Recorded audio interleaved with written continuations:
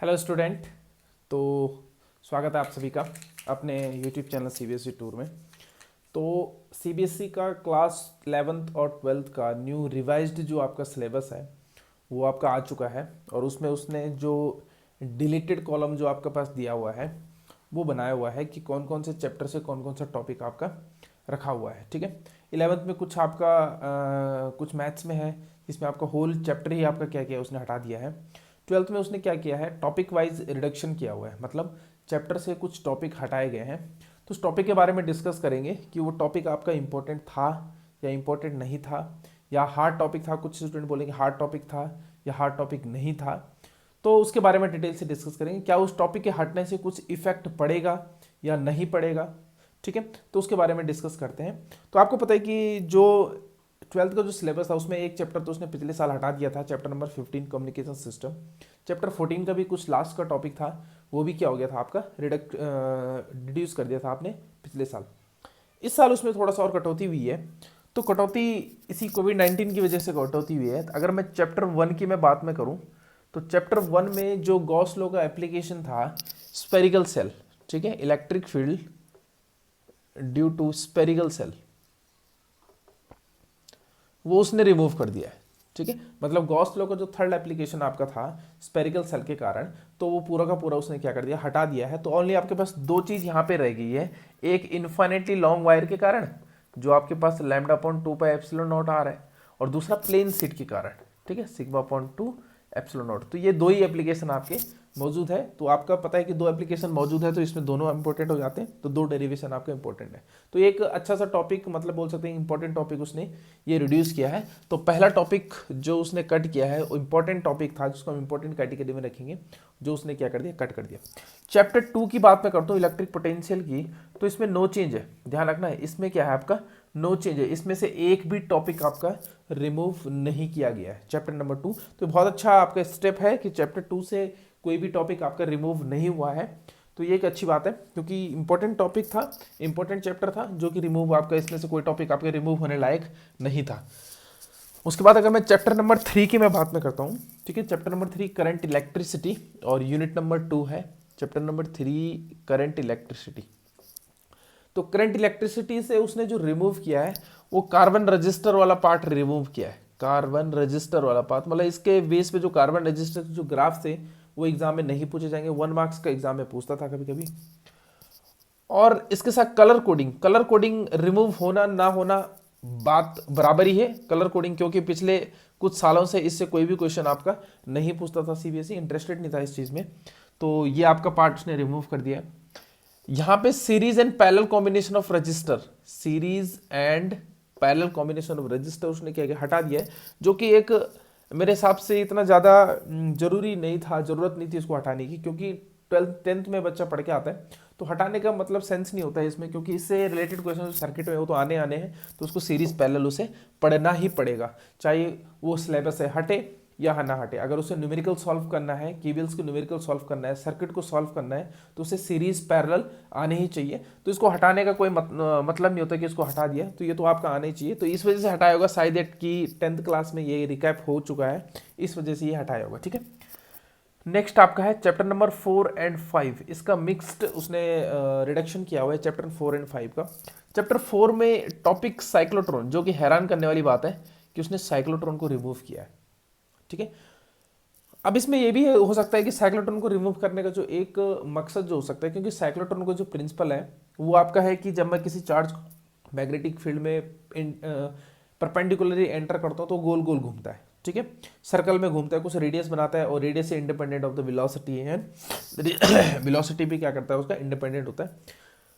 तो इस वजह से मतलब टाइम पीरियड आपके पास क्या होता है क्यू बी अपॉन 2 पाई एम, तो वेलोसिटी भी क्या इंडिपेंडेंट है। तो ये प्रिंसिपल है जो कि हम पहले ही पढ़ चुके होते हैं, दोबारा रिपीट ना हो उस वजह से उन्हें साइक्लोट्रॉन को क्या कर दिया, पूरा का पूरा रिमूव कर दिया। तो ठीक है, रिमूव हो गया, कोई दिक्कत नहीं, लेकिन इसका जो भी आप साइक्लोट्रॉन में पढ़ते थे वो आप पहले पढ़ चुके हो, तो वो टॉपिक आपका अभी भी एग्जिस्ट है। तो इनडायरेक्टली आप साइक्लोट्रॉन को वैसे भी पढ़ रहे हो सिलेबस में। दूसरी चीज उसने क्या है कि जो magnetic field due to magnetic dipole, ठीक है, अब ध्यान रखना कि उसने क्या रिमूव किया है, और बहुत अच्छे से उसने कुछ चीज़ों को बहुत अच्छा रिमूव किया है कि चलो हाँ ये सिलेबस से उसने हटा दिया है। उसने बोला है दूसरी टॉपिक जो चैप्टर 5 का टॉपिक है magnetic field due to bar magnet, due to bar magnet on the axis and equatorial. 2 point, जो भी उस सिलेबस में कभी उसने पूछा ही नहीं है। इसका ना तो डेरिवेशन आपके किसी एग्जाम में पूछा है सीबीएसई ने, पिछले अगर 8-10 साल की मैं बात में करूं तो इसका ना तो कोई जिक्र हुआ है किसी एग्जाम में, ना तो 1 मार्क्स में जिक्र हुआ है, ना 2 मार्क्स में जिक्र हुआ है। तो ये टोटली आपका वैसे भी पहले रिमूव के बराबर ही था। इसको रिमूव करना ना करना आपका सिंपली सेम चीज था। दूसरी चीज, हाँ जो दूसरी चीज है, दूसरा उसने बोला है कि टॉर्क ऑन डाइपोल या टॉर्क ऑन मैग्नेट, जो कोयल पे जो टॉर्क लगता है, टॉर्क इक्वल टू NIAB, ये वाला डेरिवेशन उसने रिमूव किया है। तो ये वाला डेरिवेशन रिमूव करना, क्योंकि ये भी 2 पार्ट में आता है, ये आपका मूविंग कोयल गैल्वेनोमीटर का प्रिंसिपल भी है, इस वजह से ये चीज़ रिमूव किया होगा। तो इतना कोई बात नहीं कि रिमूव करना ना करना, ये भी सेम उसी चीज़ के बराबर है जैसे आपका रजिस्टर का चीज़ थी मेरे पास, ठीक है। उसके बाद नेक्स्ट चैप्टर 5 में जो उसने किया है, मैग्नेटिक मटेरियल पूरा का पूरा रिमूव कर दिया है। मैग्नेटिक मटेरियल, दैट मीन्स जो 3 मैग्नेटिक मटेरियल थे, para, dia and ferromagnetic material, ये पूरा का पूरा सेक्शन ही रिमूव कर दिया है। हिस्टैरिसीस लूप को उसने रिमूव कर दिया है, इलेक्ट्रोमैग्नेट को उसने रिमूव कर दिया है। तो इलेक्ट्रोमैग्नेट, इसका मतलब चैप्टर 5 में आपके पास बचा ही क्या है, ओनली अर्थ मैग्नेटिज्म बचा है, बस अर्थ मैग्नेटिज्म, अर्थ मैग्नेटिज्म बचा है और अर्थ मैग्नेटिज्म के कंपोनेंट्स बचे हुए हैं। और साथ में आपका एक बचा हुआ है कि magnetic dipole, magnetic movement due to revolving electron. बस इसका मतलब ये वाला डेरिवेशन इस साल के लिए इंपॉर्टेंट हो जाता है, रिवॉल्विंग इलेक्ट्रॉन वाला। ये 100% आपके एग्जाम में इस साल पूछा जाएगा, ये कंफर्म है, ठीक है। और आपका अर्थ मैग्नेटिज्म से एंगल ऑफ डिफ का एक क्वेश्चन जरूर आएगा आपके पास। तो 2 टॉपिक कंफर्म हो गए, तो 2 टॉपिक कंफर्म है, इसका मतलब आपको सिलेबस का पूरा पूरा पता है कि पेपर में क्या आने वाला है, ठीक है। तो ये आपके पास चैप्टर 6 में उसने रिमूव नहीं किया है कुछ, ठीक है। चैप्टर 6 में उसने कुछ भी रिमूव नहीं किया है। चैप्टर 7 की बात करते हैं। चैप्टर 6 में नो चेंज है, ध्यान रखना, चैप्टर 6 में नो चेंज है, जो कि एक अच्छा स्टेप है, क्योंकि चैप्टर 6 में रिमूव करने के लिए कोई टॉपिक आपके पास नहीं है। अब आते हैं चैप्टर नंबर 7 की बात। चैप्टर नंबर 7 में उसने एक पावर फैक्टर को रिमूव किया है, जो कि जरूरत नहीं थी पावर फैक्टर को रिमूव करने की, और एक उसने किया है वाटलेस करंट। तो वाटलेस करंट, जिससे वो क्वेश्चन कभी पूछता भी नहीं था, तो इसको रिमूव करना ना करना बराबर है। लेकिन पावर फैक्टर को रिमूव करना थोड़ा सा सरप्राइज है, कि पावर फैक्टर एक इंपॉर्टेंट टॉपिक है, चाहे वो कंपटीशन से रिगार्डिंग हो, चाहे वो सीबीएसई से रिगार्डिंग हो। इससे 1 मार्क्स से लेकर 3 मार्क्स तक का क्वेश्चन पावर फैक्टर से रिलेटेड बनता था, लेकिन ये उसने पूरा का पूरा क्या कर दिया, रिमूव कर दिया। लेकिन उसने जो सिलेबस में पर्टिकुलर डाला हुआ है एलसी ऑसिलेशन, एलसी ऑसिलेशन इस बार सिलेबस में डाला हुआ, तो हो सकता है एलसी ऑसिलेशन का क्वेश्चन आपको इस बार देखने को जरूर मिले, ठीक है। नेक्स्ट चलते हैं chapter number 8 EMW, electromagnetic waves में। कुछ चैप्टर तो आपके नाम मात्र के मींस काउंटिंग में रखे गए हैं इस सिलेबस में, दैट मींस उसमें कुछ इंपॉर्टेंट टॉपिक तो हटा दिए हैं, तो उसमें बचा ही कुछ नहीं है आपके पास। अब आते हैं चैप्टर नंबर 8 की बात। Chapter number 8 that means EMW में उसने हटा दिया है डिस्प्लेसमेंट करंट, जो कि सबसे इंपॉर्टेंट टॉपिक था इस वाले चैप्टर का। तो इस डिस्प्लेसमेंट करंट जब हट चुका है इसमें से, तो इसमें से न्यूमेरिकल्स आपका पूरा का पूरा हट चुका है, बनेगा ही नहीं। ओनली बचा आपका electromagnetic waves and it's characteristics.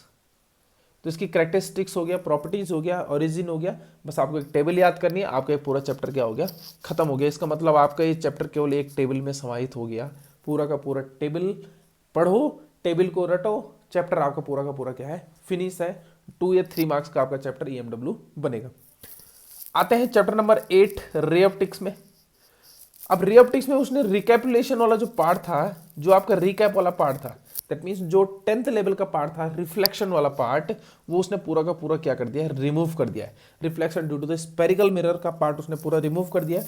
Mirror formula remove कर दिया उसने, मिरर फॉर्मूला रिमूव कर दिया है। और साथ साथ में अगर मैं बात में करता हूँ, रिजॉल्विंग पावर उसने रिमूव कर दी है, जो कि ये भी सरप्राइज है। Resolving power of microscope and telescope, telescope का और माइक्रोस्कोप का रिजॉल्विंग पावर से रिलेटेड जो भी क्वेश्चन था 100% आता था हर एक एग्जाम में, लेकिन ये इस बार क्या कर दिया उसने, हटा दिया है आपका रिजॉल्विंग पावर की चीजें।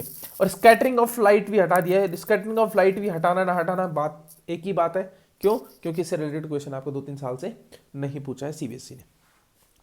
चैप्टर नंबर अगर मैं बात करूँ तो चैप्टर नंबर 10 की, तो वो थोड़ा सा सरप्राइजिंग है। चैप्टर नंबर 10 में इंपॉर्टेंट टॉपिक, या फिर बोल सकता हूँ कुछ लोगों को डिफिकल्ट लगता था, ठीक है। चैप्टर नंबर 10 में इंपॉर्टेंट टॉपिक हटा दिया उसने, पोलराइजेशन पूरा पार्ट हटा दिया है। अगर मैं बात में करता हूँ पोलराइजेशन से रिलेटेड जो भी चीज़ थी हटा दिया है। प्लेन पोलराइज लाइट्स वाला पार्ट हटा दिया है, उसका डेरिवेशन हटा दिया है, उससे रिलेटेड न्यूमेरिकल आपके आएंगे नहीं, उससे रिलेटेड जो डेरिवेशन थे वो आपका आएंगे नहीं। ब्रीवेस्टर एंगल वाला पार्ट उसने हटा दिया, क्योंकि पोलराइजेशन का पार्ट है तो पूरा का पूरा ये क्या कर दिया उसने, रिमूव कर दिया है। नेक्स्ट आते हैं चैप्टर नंबर 11 में। चैप्टर नंबर 11 में जो उसने हटाया वो हटाया डेविसन एंड जर्मर एक्सपेरिमेंट।